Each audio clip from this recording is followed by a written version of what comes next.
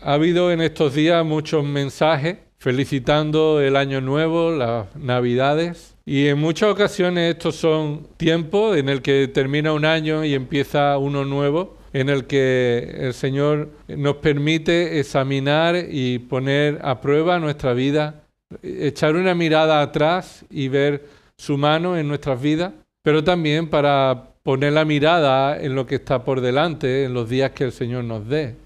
Pensamos que vamos a vivir todo el 2025, pero no sabemos si en la voluntad del Señor acabaremos este año. Pero que cada día que vivamos esté marcado por nuestra dependencia y nuestra necesidad de Cristo. Y eso es lo que hizo un hombre de Dios, usado por Dios, para liderar a su pueblo, a Israel. Os invito a abrir vuestra Biblia en el Salmo 90, donde encontramos uno de los versículos que más se ha compartido seguramente en estos días. Salmo 90, versículo 12. Enséñanos a contar de tal modo nuestros días que traigamos al corazón sabiduría.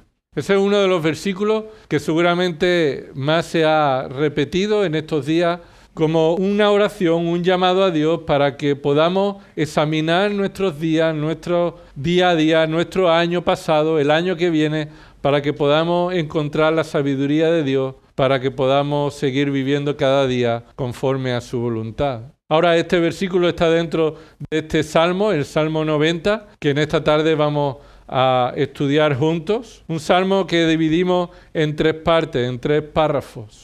Y la idea principal de este salmo, la urgencia de refugiarnos en el Señor como Salvador por medio de su gracia en Cristo. Es urgente refugiarnos en Dios, nuestro Salvador. Es urgente que reconozcamos que necesitamos a Cristo como nuestro refugio.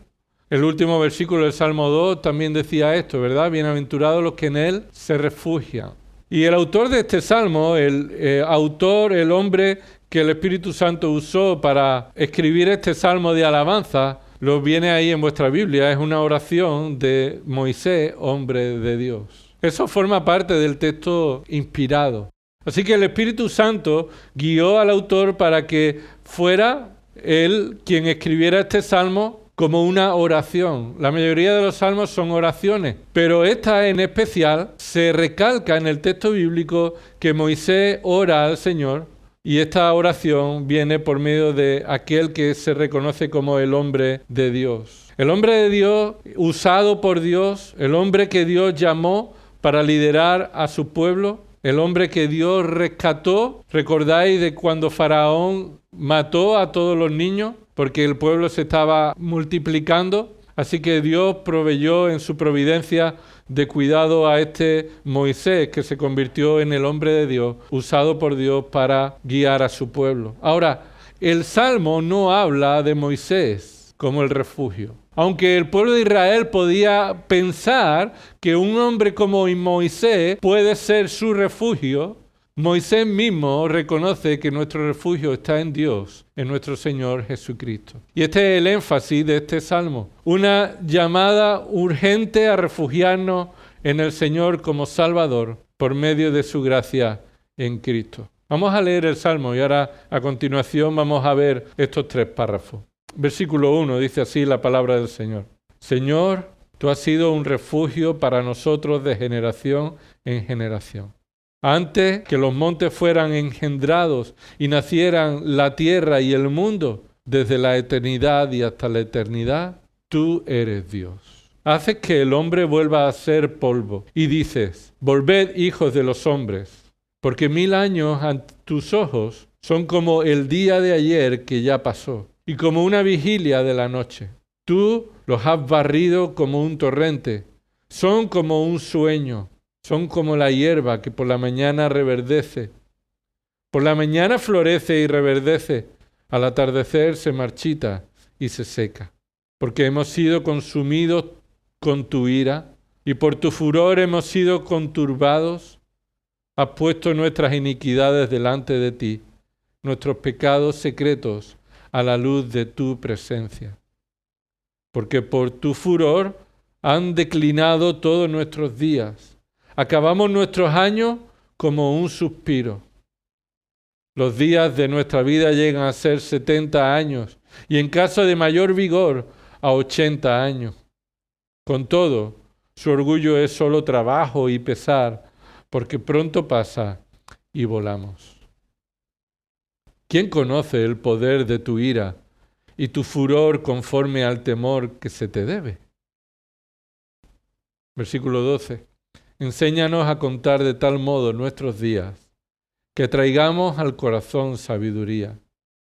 Vuelve, Señor, ¿hasta cuándo? Y compadécete de tus siervos. Sácianos por la mañana con tu misericordia, y cantaremos con gozo y nos alegraremos todos nuestros días. Alégranos conforme a los días que nos afligiste y a los años en que vimos adversidad. Manifiéstese tu obra a tus siervos y tu majestad a tus hijos, y sea la gracia del Señor nuestro Dios sobre nosotros. Confirma pues sobre nosotros la obra de nuestras manos. Sí, la obra de nuestras manos confirma. Como he dicho, este salmo se divide en 3 párrafos. Vamos a ver en primer lugar el primer párrafo, está en el versículo 1 y 2. Más bien son párrafos, son versos, son estrofas de un cántico.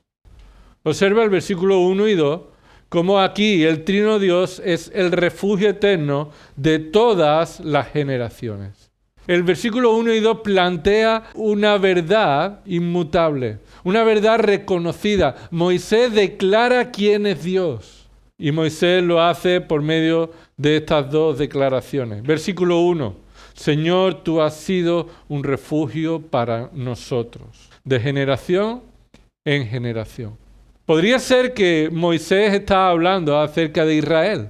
Creo que eso es lo que Moisés se está refiriendo, pero no está alejado del hecho de que ha sido un refugio también para todo ser humano.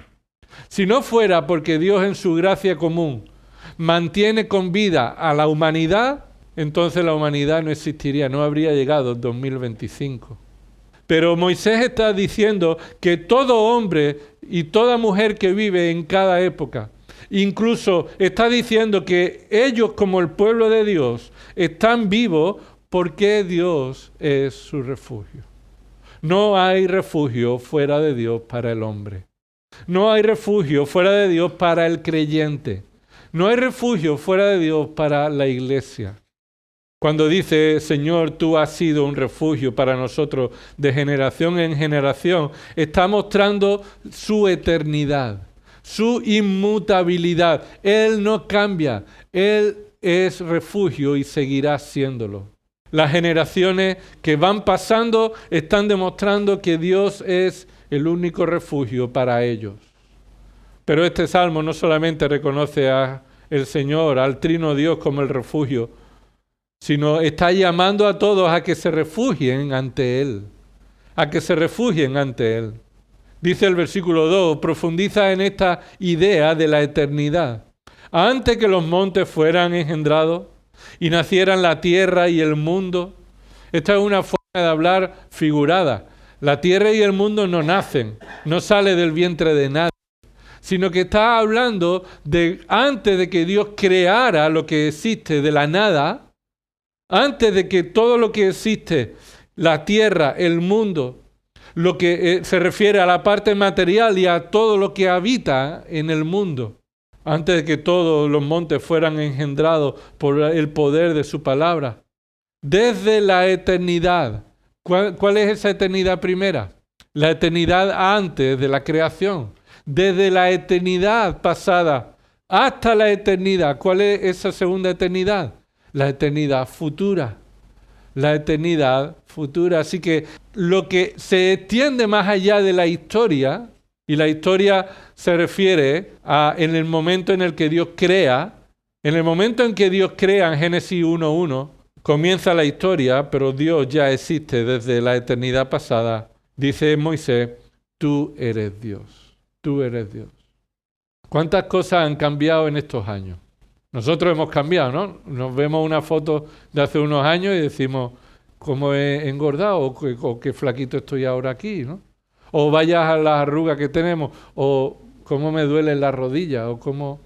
Todos sabemos que los años pasan, como pasa el tiempo y también vemos que hay cambios en nuestras vidas. Claro, el creyente debería ver el cambio progresivamente en su vida en que está siendo santificado. Debes ver cambio en tu vida en el que has abandonado pecado por depender del Espíritu Santo y su palabra y que estás viviendo cada vez más en la voluntad de Dios. Pero el tiempo no pasa para el Señor. Él no cambia. Sus fuerzas no menguan. Su paciencia no mengua. Su misericordia, que dice el texto, otros salmos, son nuevas cada mañana. ¿Qué quiere decir? Que su misericordia no mengua, no disminuye. Él es perfecto, Él es Dios antes de la creación. Él no es Dios por crear, Él es Dios y por eso crea. Y Él es completo, autosuficiente, suficiente en sí mismo. El Dios Trino es perfecto antes, durante y después de toda la eternidad. Eso es lo que debemos recordar cada día, en cada momento en nuestras vidas.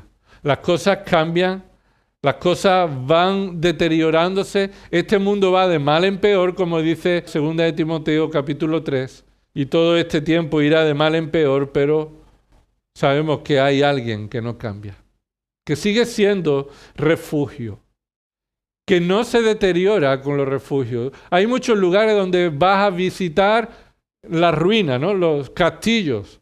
En Francia hay muchos castillos, en la parte norte también de España hay castillos bien cuidados. En el sur también tenemos algunos pueblos con castillos. ¿Qué eran esos castillos? Un castillo era un refugio para el pueblo, pero esos refugios pasaron. Siempre hubo alguien que conquistó ese castillo.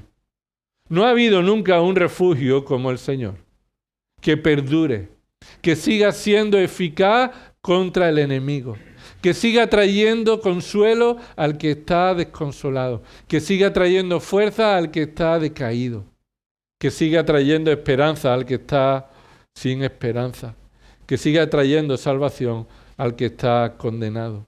El Señor es nuestro refugio, Él es perfecto.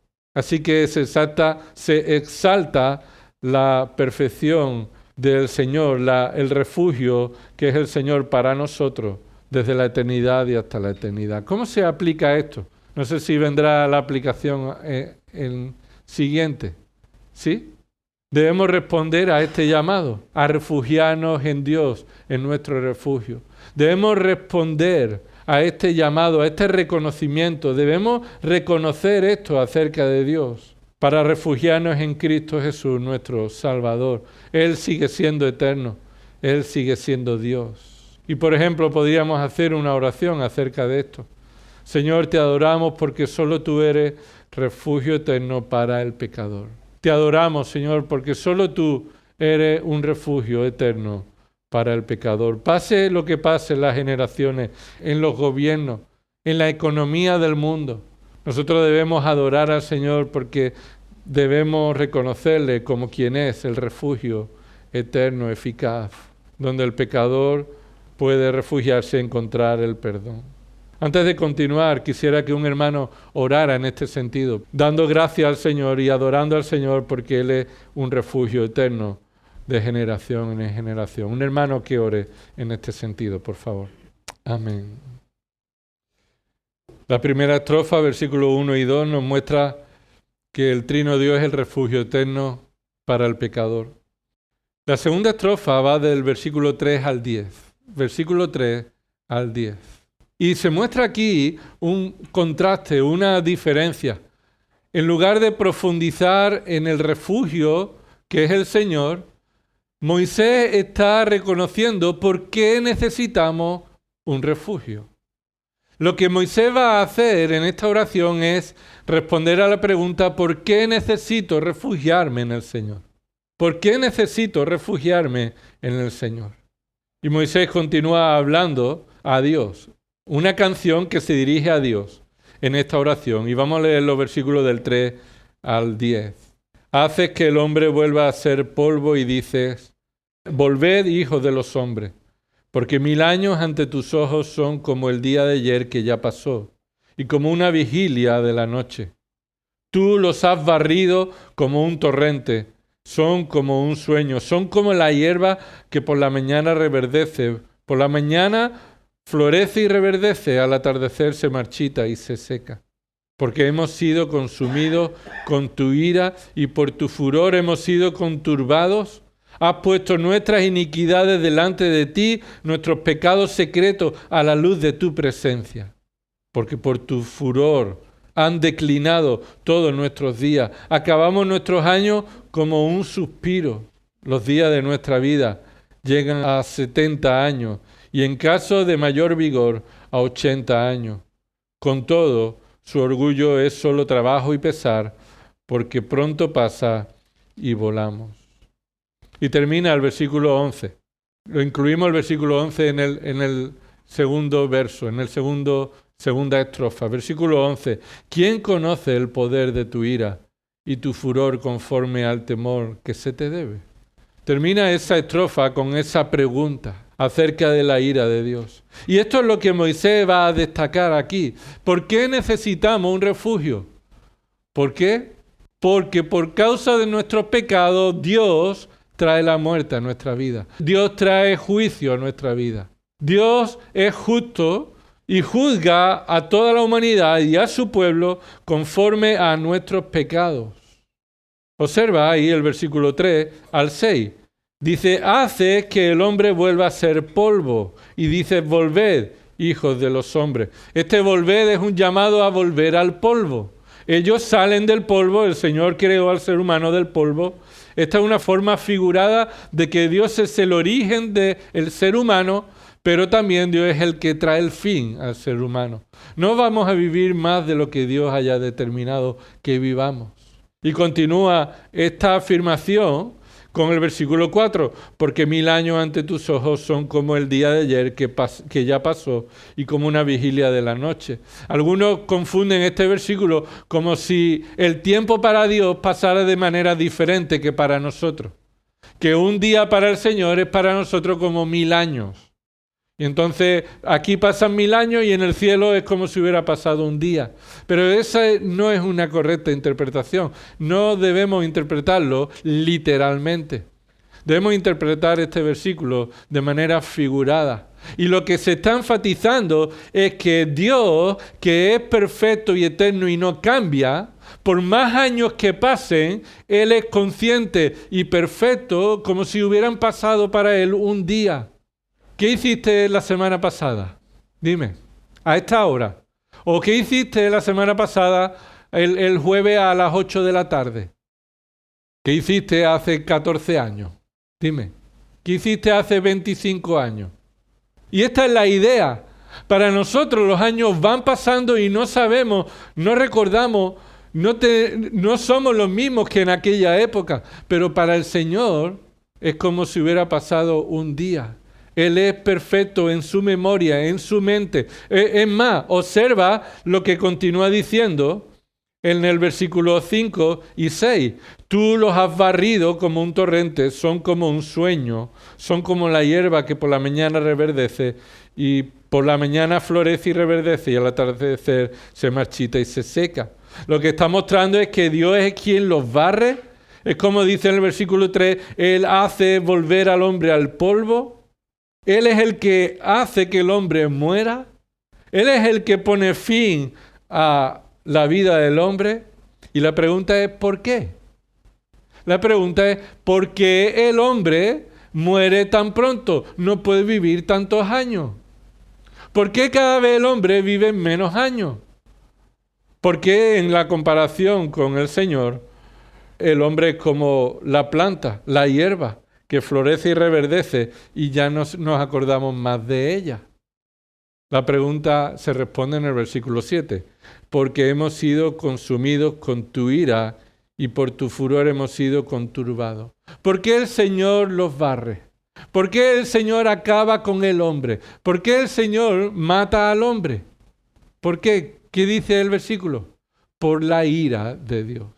Dios derrama su ira y es Él quien establece que su furor acabe con la vida de los hombres.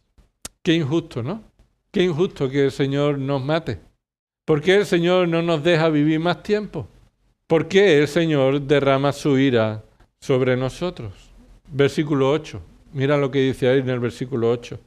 Has puesto nuestras iniquidades delante de ti. Has puesto nuestras iniquidades delante de ti. Entonces, ¿por qué el hombre muere y su vida es tan corta? Por causa de las iniquidades del hombre. ¿Por qué necesita el hombre un refugio? Porque la ira de Dios está sobre él. ¿Y por qué necesita ese refugio en Dios? Porque solo por medio de Dios podemos encontrar el perdón de nuestros pecados. Porque nuestro mayor problema es nuestro pecado, nuestra iniquidad. Cuando dice el versículo 8, has puesto nuestras iniquidades delante de ti, es una forma de hablar. Es traer a la memoria de Dios nuestras iniquidades. Y recuerda cuántos eran en el pueblo de Israel. Y cuánta es la humanidad que vive en esta tierra. Y cuántos en cada uno hemos cometido pecado en nuestras vidas. Si tú sumaras todos los pecados que yo he cometido en mi vida con los tuyos, con los de toda la generación de esta Sevilla, de España, de toda la humanidad, durante todos los siglos y los años, el Señor tiene capacidad para traerlos a su mente delante de Él y recordar delante de Él nuestra iniquidad. Y Él, cuando ve nuestra iniquidad, debe responder como un Dios justo que es. ¿Haciendo qué? Trayendo la ira justa por causa de nuestro pecado. La paga del pecado es la muerte. Y la muerte que viene por causa del pecado es culpabilidad ¿de quién? Del hombre. Necesitamos un refugio de Dios. Necesitamos a Dios como nuestro refugio porque necesitamos refugiarnos de Él. Esto parece que son ideas raras, pero esto es lo que Dios dice. La ira de Dios está sobre el pecador y el pecador solamente puede refugiarse de esa ira en el mismo, que es el que trae esa ira sobre él. Así que por más que pasen miles de años, es como si el Señor hubiera pasado un día. Él recuerda, Él tiene una memoria prodigiosa, perfecta. Él sabe todas nuestras iniquidades. Con que hayamos cometido un pecado, nos hemos hecho infractor de toda la ley. Así que dice el versículo 8, que Él ha puesto delante de Él todas nuestras iniquidades. Pero escucha, ¿qué tipo de iniquidades? Hasta las más secretas. Dice el versículo 8, nuestros pecados secretos a la luz de tu presencia. La luz de la presencia de Dios es la luz que saca a la vista lo que está en la oscuridad. Los pecados que están en nuestro corazón, que ni siquiera nadie conoce de nosotros porque no sabe lo que estamos pensando, no sabe lo que estamos deseando, no sabe cómo estamos pecando en nuestro corazón. Dios lo sabe. Dios es la luz que alumbra en medio de la oscuridad y Él trae delante de Él también nuestros pecados secretos. No hay pecado que pueda esconder delante de Dios. Y esta es la razón por la que necesitamos un refugio. ¿Por qué necesitamos refugiarnos en Dios? Porque a causa de nuestro pecado, su ira es inevitable que esté sobre nosotros. Y por eso dice, versículo 9, porque por tu furor han declinado todos nuestros días, acabamos nuestros años como un suspiro. Y esto no solamente que pasa rápido los años, ¿verdad? Que los años pasan rápido como un suspiro, sino que está mostrando que Dios, por más que nos deje vivir, no va a haber solución para nosotros. Por más que Dios deje vivir al hombre, su problema va a seguir siendo que es un pecador sin solución. Y nuestros años van pasando y nuestra necesidad de refugiarnos en el Señor sigue aumentando, sigue siendo urgente. Y ese es el llamado urgente de esta oración. Los años pasan rápido y lo que tú crees que se puede arreglar en los próximos años, no sabemos cuánto durará. Por eso este es un llamado urgente a reconocer que por causa de nuestros pecados, la ira de Dios está sobre nosotros y debemos refugiarnos en Él. Dice el versículo 10, los días de nuestra vida llegan a 70 años y en caso de mayor vigor a 80 años. Pero esto no fue siempre así, ¿verdad, hermano? Ya cuando lees Génesis, en el capítulo 5 estás viendo una genealogía de hombres que vivieron 500, 600, 700, 800 años. Y eso habla de personas, no de su generación. No la generación de tal hombre duró tantos cientos de años, sino ese hombre en concreto vivió muchos años. ¿Cuándo comenzó a acortarse esos días? ¿A causa de qué? A causa del diluvio. A causa del juicio de Dios sobre esta tierra, el hombre empezó a vivir cada vez menos años. Y es por causa de nuestro pecado que Dios trajo el juicio del diluvio a esta tierra. Y nos llevó a estos cortos años para que busquemos al Señor como refugio con urgencia. Y es una urgencia no solamente para los que nos queden menos tiempo para morir, sino para todos los que piensan que les queda mucho tiempo para morir. Este salmo nos expone al hecho de que la vida es corta y debemos urgentemente volvernos al Señor, a nuestro refugio, por causa de su furor, a causa de nuestro pecado. Por eso termina el versículo 11 esta pregunta. ¿Quién conoce el poder de tu ira y tu furor conforme al temor que se te debe? Y aquí Moisés lo que está llamando a la consideración a todos nosotros a que reconozcamos delante de Dios esta realidad. La ira de Dios es más grande de la que tú piensas. La ira de Dios es mayor que la que tú piensas. ¿Crees que alguien puede resistir su ira? Dice el versículo 11, nadie conoce el poder de tu ira. Es decir, nadie ha podido resistir la ira de Dios para no sufrirla. Conocer el poder de la ira es conocer los límites finales y haber resistido. El Señor Jesús conoció lo que es resistir el pecado, ¿verdad? Tú y yo no lo sabemos lo que es resistir el pecado, porque nunca hemos podido resistir eficazmente el pecado. Siempre hemos caído en el pecado. Adán no conoció lo que era resistir el pecado, ¿verdad? Pecó rápidamente, fácilmente. El único que conoció y resistió, conoció el poder de la tentación y del pecado, fue aquel que llegó hasta el máximo y venció a la tentación, y es nuestro Señor Jesucristo. Él fue tentado en todo como nosotros, al máximo nivel, máxima intensidad, hasta el punto que Él no pecó.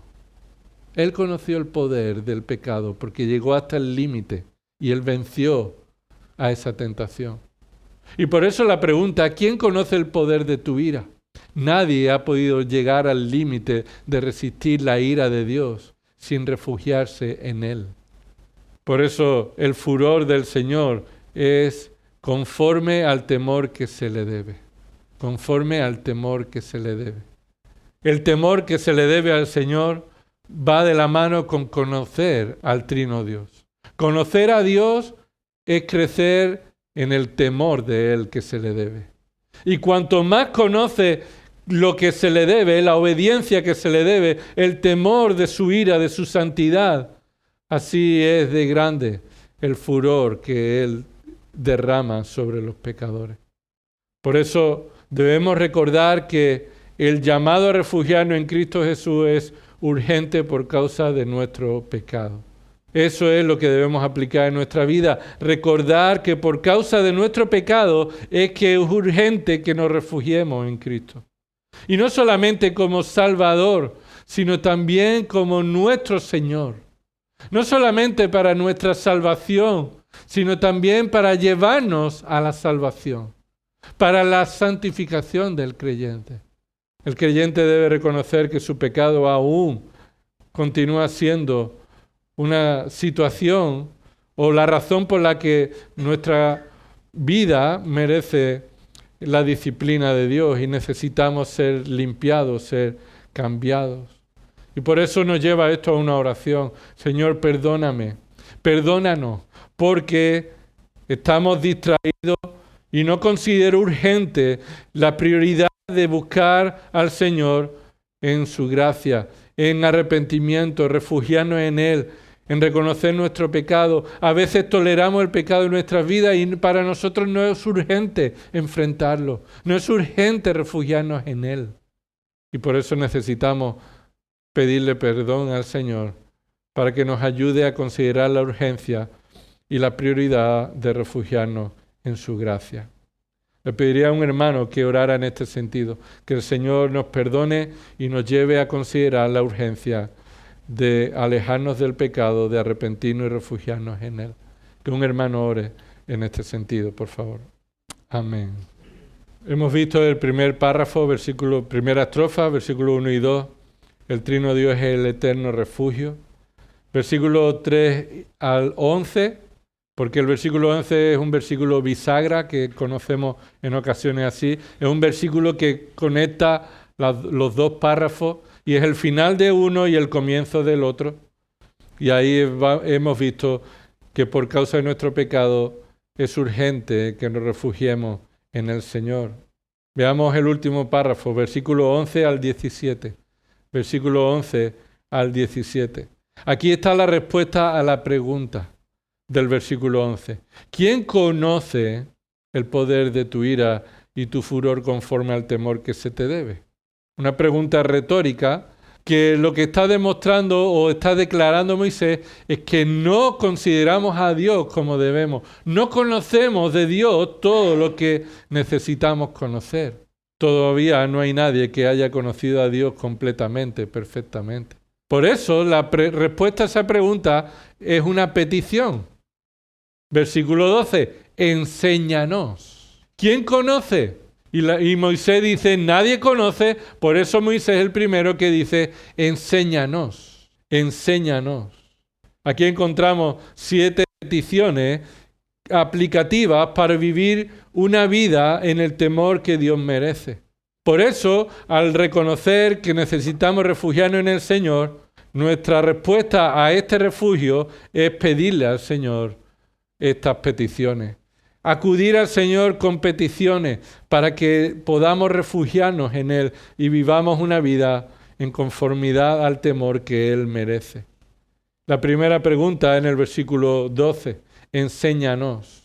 Enséñanos a contar de tal modo nuestros días. ¿Qué significa eso? Enséñanos a considerar nuestros días tan cortos como son. A considerar nuestros días tan cortos como son. Lo que Moisés ha dicho anteriormente, nuestros días pasan fugazmente. Así que enséñanos a darnos cuenta que así es nuestra vida, que pasa fugazmente. Que es urgente que vivamos una vida de dependencia del Señor ya. Porque hace nada estuvimos en una pandemia. Y hace nada estuvimos en el cambio de siglo. El tiempo pasa volado. Y por eso Moisés dice, enséñanos a contar de tal modo nuestros días que traigamos al corazón sabiduría. La sabiduría es conocer la palabra de Dios y aplicarla a nuestra vida. Esta es la sabiduría. No es el conocimiento de la sabiduría humana del hombre de este siglo. No es la sabiduría del conocimiento de las universidades ni del pensamiento humano. Es conocer la verdad revelada por Dios en su palabra y aplicarla a nuestras vidas. Así que la primera petición para vivir una vida en el temor del Señor es pedirle al Señor que nos enseñe. Pedirle al Señor que nos enseñe a no dormirnos en los laureles, a no dormirnos y pensar que esta vida todavía es larga, que tenemos muchas oportunidades en el año o en nuestra vida para vivir conforme a su voluntad. Y no es así. Es urgente que le pidamos al Señor que nos enseñe a valorar nuestras vidas y que vivamos en conformidad a su sabiduría. La segunda petición, versículo 13, que nos lleva a vivir una vida en el temor que el Señor merece, es vuelve, Señor, vuelve. Y vuelve es, Señor, cambia tu actitud hacia nosotros. Reconocemos nuestro pecado. Cambia tu actitud hacia nosotros. Vuelve hacia nosotros, no con tu ira, sino con tu compasión, con tu perdón. Porque Moisés lo ha reconocido. Si hemos muerto es por causa de nuestros pecados. Moisés se ha hecho responsable de por qué morimos. Y Moisés le dice al Señor, Señor, vuelve. Vuélvete hacia mí Vuélvete hacia los que se arrepienten. ¿Hasta cuándo? ¿Hasta cuándo nuestra vida es corta y queremos aprovecharla para hacer tu voluntad? Así, Señor, ayúdame, enséñame. Vuélvete hacia nosotros para que podamos vivir conforme al temor que se te debe. No podemos vivir como el Señor merece si no está el Señor hacia nosotros, proveyéndonos, cuidándonos, guiándonos. Es más, vuélvete, Señor, está unido con la tercera petición. ¿Cuál es la tercera petición? Versículo 13. Y compadécete de tus siervos. Así que vuélvete y compadécete es la petición. Vuélvete hacia nosotros con compasión. Y la compasión es que Dios no derrame su ira, no porque lo merezcamos, sino por misericordia. Que Dios tenga misericordia de nosotros, de aquellos que nos reconocemos como quienes. ¿Qué dice ahí? Compadécete de quién? De tus siervos. Somos siervos tuyos, somos esclavos tuyos, estamos bajo tu autoridad y si hemos pecado, castíganos. Pero te rogamos que te vuelvas hacia nosotros para que también nos ayude a vivir con el temor que se te merece en obediencia. Nadie tiene derecho a decirle que Dios no le puede castigar, no le puede traer las consecuencias de su pecado cuando no nos arrepentimos de ello. Pero reconocemos que el atributo de Dios desde la eternidad hasta la eternidad es de un refugio compasivo. Un refugio compasivo. Él no guarda rencor con aquellos que se arrepienten. Aquellos que se humillan hallarán gracia. Y eso es lo que Moisés y los creyentes debemos orar al Señor. Todo aquel que se refugie en el Señor y viva una vida con el temor que al Señor se le merece, debe rogarle que se compadezca al considerarse un siervo, un esclavo del Señor. La cuarta petición, ¿cuál es? Versículo 14. Sácianos por la mañana con tu misericordia. Sácianos por la mañana con tu misericordia. Ese sácianos, bueno, está ahí como el tercero, ¿verdad? No es el cuarto. La segunda y la tercera petición es volverse con compasión, compasivamente. Así que para seguir las notas, el tercero es sácianos. Sácianos, versículo 14. Sácianos por la mañana con tu misericordia. Lo que está diciendo aquí Moisés es que el Señor es el único que puede saciar al pecador. Solo Dios puede traer lo que nuestra alma necesita, lo que nuestra alma desea.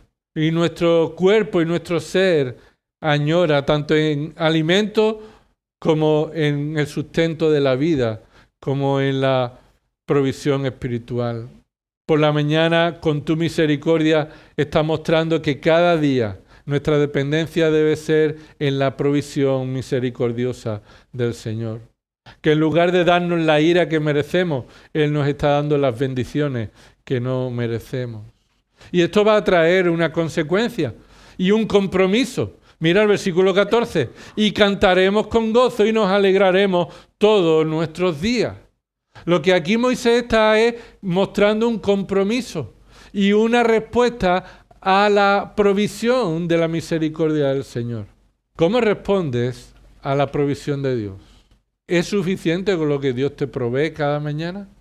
O cuando por la mañana, no sé si alguna vez tú has recibido regalos de Navidad por la mañana, pero por la mañana cuando nos levantábamos, en muchas ocasiones, y esperábamos unos regalos, y íbamos allí, al lugar donde estaban los regalos puestos, en ocasiones, la mayoría de las veces, estábamos contentos, pero también tristes. No estábamos satisfechos, porque siempre habíamos marcado más cosas que queríamos que allí no estaban. Sí, allí había regalos, pero había otros que no estaban. Y siempre en nuestro corazón está la respuesta de la tristeza por lo no recibido. Y esto es lo que Moisés está diciendo que debe haber en el corazón de un creyente, de un verdadero siervo de Dios, esclavo de Dios. Alguien que canta con gozo y se alegra por lo que Dios le da cada día. Cada día. En lugar de sentir tristeza, ay Señor, yo te pedí otras cosas y tú solamente me traes esto. Señor, tú sabes cuáles son mis necesidades y no están cubiertas.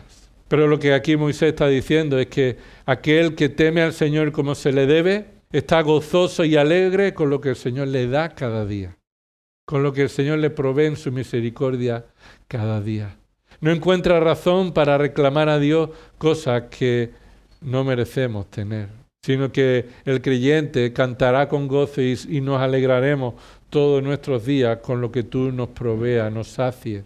¿Recuerda cómo respondió Israel cuando salía por la mañana y iban a recoger el maná, ¿verdad? Alrededor del poblado y ellos estaban cada día gozándose y alegrándose. ¿O hubo un momento en que dijeron, esto es lo único que tú puedes darnos? Y estaban deseando tener las cebollas y los puerros, que es mentira que lo tuvieran gratis, pero ellos decían que era gratis. Así somos todos. El pueblo de Israel nos muestra cómo somos nosotros aún cuando tenemos al Señor nuestro refugio. En muchas ocasiones no es suficiente con lo que el Señor nos provee cada día. Pero con el temor que al Señor se le debe, debemos reconocer que lo que Él nos provee es suficiente en su misericordia. Y nos debemos gozar y alegrarnos en nuestros días. Eso es la respuesta, la forma en la que responderíamos ahí en el versículo 15, alegrarnos con lo que el Señor nos sacia. En quinto lugar, la petición es, versículo 15, alégranos, alégranos. No solamente dice nosotros nos alegraremos, sino que ahora hay una petición acerca de la alegría. Alégranos conforme a los días que nos afligiste y a los años en que vimos adversidad. Ahí estamos viendo cómo Moisés está reconociendo que el Señor los castigó durante el tiempo justo, necesario. Ellos pecaron y recibieron la ira de Dios conforme a su pecado.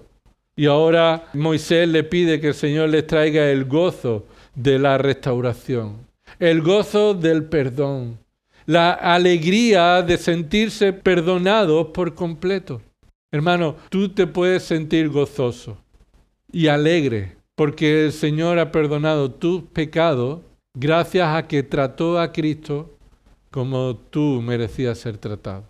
Cristo recibió sobre sí mismo toda la ira en la cruz conforme a la ira que tú merecías y yo merecía. Y gracias a esa sustitución, a esa obra de redención, podemos entonces alegrarnos por la adversidad que Cristo sufrió, que nos trajo la salvación y el perdón de los pecados.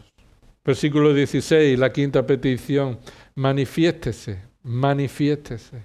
Manifiéstese tu obra a tus siervos y tu majestad a sus hijos. Y aquí Moisés lo que está pidiendo al Señor es que el Señor continúe la obra que Él comenzó en ellos. El pacto que Dios hizo con Abraham, que continuará obrando en Israel hasta nuestros días. Manifiéstese tu obra a tus siervos. Haz con tu pueblo lo que tú has planificado hacer. Manifestar que tú eres el Dios de Israel. Que nosotros nos sometamos a ti. Que tu majestad se manifieste en tu pueblo, ya que tu pueblo se considera ser esclavos, siervos tuyos. Así que sea tu nombre manifestado en medio de tu pueblo. Y es lo que la iglesia es llamada a hacer también. Que la gloria de Dios se manifieste en la congregación, en la iglesia, en los creyentes. Que seamos columna y sostén de la verdad de Dios, el testimonio de la verdad de Dios en la vida de los que el Señor ha perdonado. Así que Moisés quiere que el Señor sea glorificado, no ellos, no la nación. No está diciendo, Señor, haz que nosotros seamos gloriosos, sino que tu nombre sea glorioso por medio de lo que tú hagas en nosotros. Y esto se confirma de nuevo en el versículo 17. Y sea la gracia del Señor nuestro Dios sobre nosotros. Es la gracia de Dios sobre los que se refugian en Él por medio de Cristo. Por medio de Cristo la gracia de Dios está sobre nosotros y no la ira. Por eso estamos refugiados en Él, porque nos refugiamos en la gracia que hay en Cristo Jesús nuestro Señor, nuestro amo y Señor, nuestro Salvador. Y así se manifiesta en la iglesia, en los creyentes, la obra de las manos de Dios, la majestad de Dios. Versículo 17, la última petición, confirma, confirma. Confirma mis planes, Señor, en este año, ¿no? Confirma mis planes. Haz que mis planes vayan bien. Haz que la obra de mis manos vayan bien. Haz que lo que yo me proponga tenga un buen resultado. Bendíceme. Bendice la obra de mis manos. Que lo que yo haga, Señor, tú lo bendigas. Eso no es la petición. Cuidado. Moisés no está pidiendo que todo lo que ellos hagan sea bendecido por Dios, sino que Dios confirme que la obra de nuestras manos sea conforme a la voluntad de Dios. Que lo que nosotros hagamos sea conforme a la voluntad de Dios, conforme al temor que a Dios se le merece. Conforme a la obediencia de Dios, que nuestras manos actúen y entonces el Señor nos confirme en esa buena dirección. Este es el contraste de lo que antes había dicho. Tú tienes delante de nosotros nuestras iniquidades, pero ahora, Señor, con tu restauración, estando guiado por ti, guíanos para que todo lo que hagamos sea conforme a tu voluntad. Sí, la obra de nuestras manos confirma, y esto es a prueba. Guíanos, que todas las decisiones que tomemos en este año, que sean diferentes al año pasado, porque el año pasado cuántas decisiones tomamos sin la guía del Señor. No sé, cada uno podrá hacer ese examen. Pero cada año nosotros los creyentes necesitamos seguir orando al Señor de esta manera. Señor, guía, confirma, haz que la obra de nuestras manos sean permanentes como tú eres permanente. Esa palabra confirma es da permanencia, que lo que nosotros hagamos sea conforme a tu santidad y tu justicia perfecta, eterna. Así que Señor, guía a nuestras manos para que hagamos tu voluntad y que esa obra traiga gloria a tu nombre. Así que debemos pedir a Dios que por su gracia podamos estar refugiados en Cristo, dando gracias al Señor porque tú nos enseñas por medio de tu palabra y también pidiéndole al Señor que nos ayude a depender más de su palabra para que la grandeza de tu ira y de tu gracia en Cristo se vea en nuestras vidas. Solo el Señor podía refugiarnos de su ira por medio de la gracia en Cristo. Solo por medio de la gracia en Cristo podemos refugiarnos en la ira de Dios, de la ira de Dios. Y por eso debemos seguir pidiendo al Señor como Moisés lo hacía, para que vivamos conforme al temor que al Señor se le merece.